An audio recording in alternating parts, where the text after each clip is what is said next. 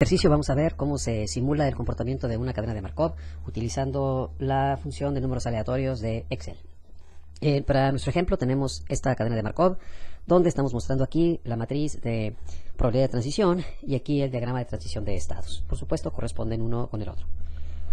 Para simular haremos lo siguiente. Sabemos de antemano que en cada uno de los renglones de la matriz de probabilidades estas deben sumar 1, es decir, si yo me encuentro en este periodo en el estado S2, en el siguiente periodo tengo que encontrarme, o el sistema tiene que encontrarse en alguno de los otros estados o en el mismo, pero tiene que estar en alguno de ellos. Por eso es que la suma de las probabilidades debe ser 1.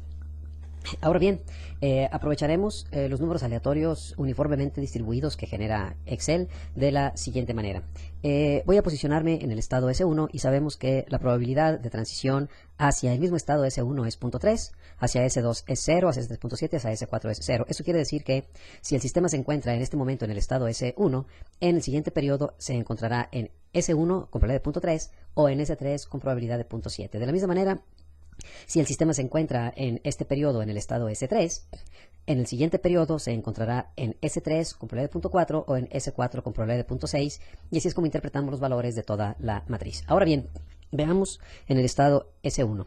El intervalo de probabilidades de 0 a 1 lo hemos dividido en dos segmentos. Un segmento que mide 0.3 y otro segmento que mide 0.7. Eso lo estoy ilustrando aquí. Para el estado S1, los siguientes estados pueden ser S1 o S3. S1 con probabilidad de 0.3 y S3 con probabilidad de 0.7. Por lo tanto, el segmento de probabilidades que va de 0 a 0.1 lo hemos dividido en dos subintervalos, de 0 a 0.3 y de 0.3 a 1. De esa manera vamos a simular el comportamiento de las transiciones, es decir, generaremos un número aleatorio entre 0 y 1. Si ese número aleatorio se encuentra entre 0 y 0.3, diremos que el siguiente estado es S1.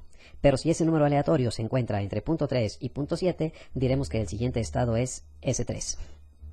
Así he hecho aquí para S2. En el estado S2, los siguientes estados posibles son S1, S2 y S4, con probabilidades 0.2, 0.2 y 0.6. Esto lo estoy poniendo aquí. Hice un segmento de 0.2, otro segmento de 0.2 y otro segmento de 0.6, de manera que la probabilidad suma 1.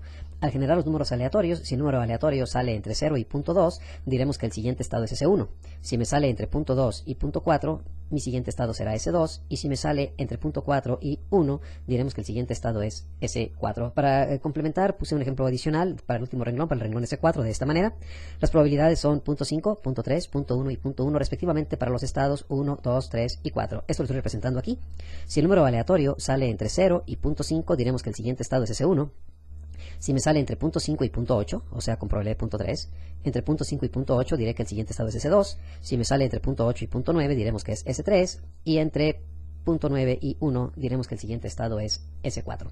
Para poder simular este comportamiento necesitamos una tabla de probabilidades para cada uno de los estados originales, S1, S2, S3 o S4. ¿Por qué? Porque dependiendo de cada uno de los estados es el comportamiento que tienen las probabilidades de transición hacia los siguientes estados. De manera que nos queda, podemos utilizar una tabla de la siguiente manera. Aquí las tenemos arriba. Entonces necesitamos una tabla desde S1, otra tabla desde S2, otra desde S3 y otra desde S4.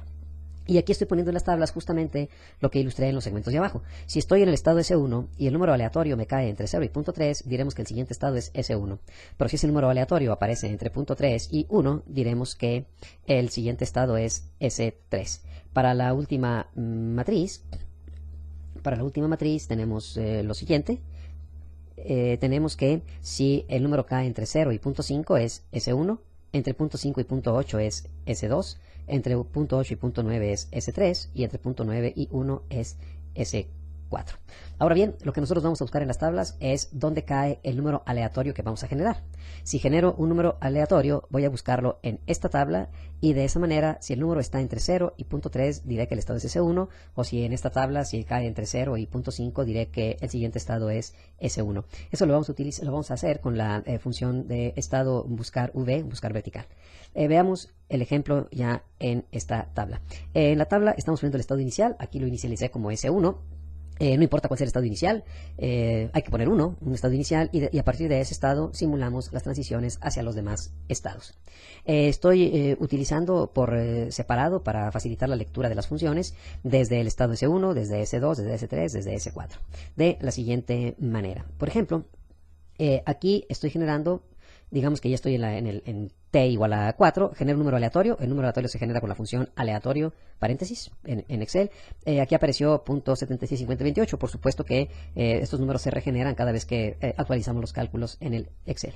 Entonces, este número aleatorio, y aquí viene el estado hacia el cual se va a mover el sistema, partiendo, por supuesto, del estado anterior. Entonces, en esta columna puse para S1, para S2, para S3 y para S4. Entonces, en este estado decimos, si el estado anterior, aquí lo voy a poner así, si el estado anterior es W3, es S1, entonces vamos a buscar el número aleatorio que está en la columna B, lo vamos a buscar en la tabla que corresponde al estado S1.